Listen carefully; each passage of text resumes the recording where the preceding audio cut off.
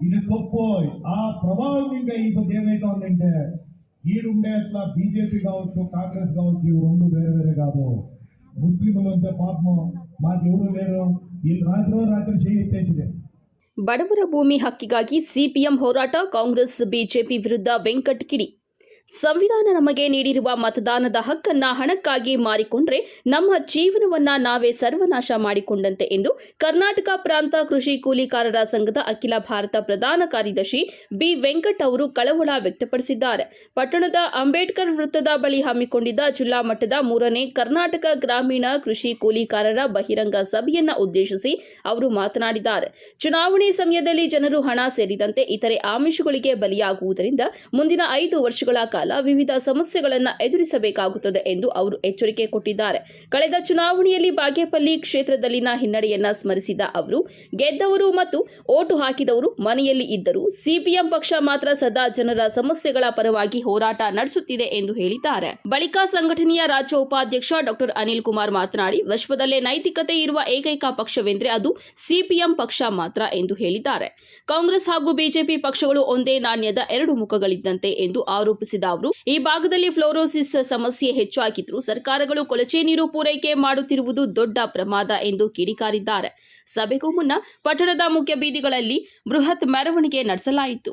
Narayana L ಅವರ ಅಧ್ಯಕ್ಷತೆಯಲ್ಲಿ ನಡೆದ ಈ ಸಭೆಯಲ್ಲಿ ಮುಖಂಡರಾದ ಪುಟ್ಟಮಾದಪ್ಪ, ಜಿ ಚಂದ್ರಶೇಖರ್, ಚಿಕ್ಕಗಂಗಪ್ಪ, ಜಯರಾಮ್ ರೆಡ್ಡಿ, ಸಿದ್ದಗಂಗಪ್ಪ ಸೇರಿದಂತೆ ಗುಡಿಬಂಡೆ, ಬಾಗೇಪಲ್ಲಿ, ಗೌರಿಬಿದನೂರು ಹಾಗೂ ಚಿಂತಾಮಣಿ ಪ್ರದೇಶಗಳ ನೂರಾರು ಕಾರ್ಯಕರ್ತರು ಭಾಗವಹಿಸಿದ್ರು. ವರದಿ ಸತೀಶ್ ಬಾಬು, ಎ ನಂದಿ ಟಿವಿ, ಗುಡಿಬಂಡೆ. ఇది తప్పు. ఆ ప్రభావం ఇంకా ఇప్పుడు ఏమైతే ఉందంటే ఈడుండే అట్లా బీజేపీ కావచ్చు, కాంగ్రెస్ కావచ్చు, ఇవి రెండు వేరే వేరే కాదు. ముస్లింలు అంటే పాపం మాకు ఎవరు లేరు, వీళ్ళు రాత్రి చేయొచ్చేసిదే. డాక్టర్ ఎక్కడ పోయా రాత్రి ఫోన్ స్విచ్ ఆఫ్. నేను తింటా ఉన్నాను బూతులో కనపడలా. రాత్రి యాలు కనపడలా చెప్పు, యాలు కనపడలా చెప్పండి. ఇది ఎట్లుంది మన ఆలోచన? స్వతంత్రం ఇచ్చిన గాంధీని చంపితే ఆ వాళ్ళ పరం మనం నిలబడినాం. ఈడ కాఫీనోడు దౌర్భాగ్యుడైపా. అప్పటి వరకు నేను హాస్పిటల్లో కాంగ్రెస్ చెప్పి నన్ను మాట్లాడేటప్పుడు సోమశేఖర్లో చెప్పా, కోవిడ్ టైంలో పనిచేసా, పల్లెలకు పోయి కూలోళ్ళు ఆడ పని చేస్తూ ఉంటే ఆడ చూసి వచ్చినాయి. ఇవన్నీ చెప్పినా లేదా? ఎక్కడ పోయినా గాలికి వెళ్ళిపోవే. వెనక్కి తిని ఊరుకు ఉండేదే. వెనక్కి తిని రాత్రి వీళ్ళు ఏమన్నా కాసు ఎత్తుకొస్తున్నారా లేదా? ఎవరికే సామాన్య జనాలకు కాదు, మీకి కమ్యూనిస్ట్ పార్టీకి మధ్యలో నిలబడి చూడుకుందరు. వాళ్ళకి కాసులు జరగలేదని మీకు ఇచ్చేదానికి కాదు, మీకు ఆపత్తు ఇచ్చిందా? అవునా కదా? జనాలు ఏమనుకుంటారే, నిజమేనేమో వెళ్ళిపోయినారేమో అని. వాటికి మనం నమ్ముతా ఉండేదేమే. ఒక ఓటేకి మనకేంటి కాసు? ఏం క్రైటీరియా ఉండాలి ఓటేయాలంటే? ఈ పొద్దు కమ్యూనిస్ట్ పార్టీ ప్రతి కర్ణాటక ఈ రాజ్యాల గొడవ ఉంది, వాళ్ళు నీళ్ళు అని చెప్పి దాన్ని ఎగతాళి చేసి మాట్లాడారు. ఈ పొద్దు వాళ్ళు ఎగతాళే చేస్తా ఉండేది మనతో.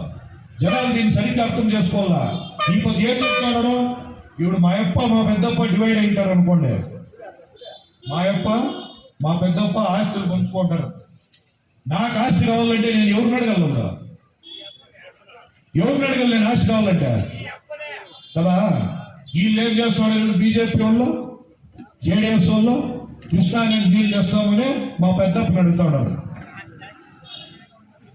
ఆంధ్ర, తెలంగాణ, ఆంధ్రాలో ఎస్పెషల్లీ, తెలంగాణలో కూడా కాదు, ఆంధ్రాలో సముద్రానికి పోతా ఉండే ఇట్లా కృష్ణా నదిని వాళ్ళ కాలం ద్వారా మనకి 2 జిల్లాలకి నీళ్ళు, ఆ నీళ్ళు తెస్తాము అని చెప్పి దానికి పోరాటం చేయకి దాన్ని ఎత్తుకొని వచ్చి ఎంపీనో అదే మాట్లాడతాడు.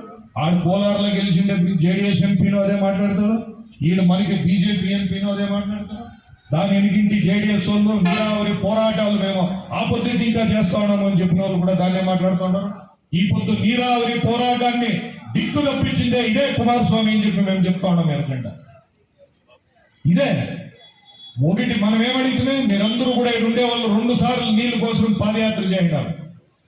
మనం అడిగిందేమే శాశ్వత నీరావరి యోజన, పరమశివయ్య వరది జారీ కావాలని. ఎత్తునోడే పరమశివయ్య వరది, ఎత్తునోడే కూడా కదా పరమశివయ్య వరది ఆడికి పోయిన ఎత్తునోడే నీళ్ళు రావు అని చెప్పింది. మనం ఏం చేస్తాడు అంటే ఒకటి బాగా అర్థం చేసుకోండి. మన దేశము అని వచ్చినప్పటి ఇంకా కూడా 1947లో ఆగస్టు 15వ తారీఖు మనకి స్వాతంత్రం వచ్చినప్పటి ఇంకా కూడా ఈ పొద్దుటి వరకు మనము నమ్మిండేది ఎవరినప్ప అంటే ఇప్పుడు యాక్చువల్లీ మనకి దీనికి 2 అంతుల కూలోళ్ళు రైతులు చిన్న రైతులు రావాల్సి ఉంటాయి ఇప్పుడు ఈ ప్రోగ్రామ్కి యాలు వచ్చిందంటే ఊర్లో జాతరలు జరుగుతూ ఉంటాయి చాలా ఊర్లో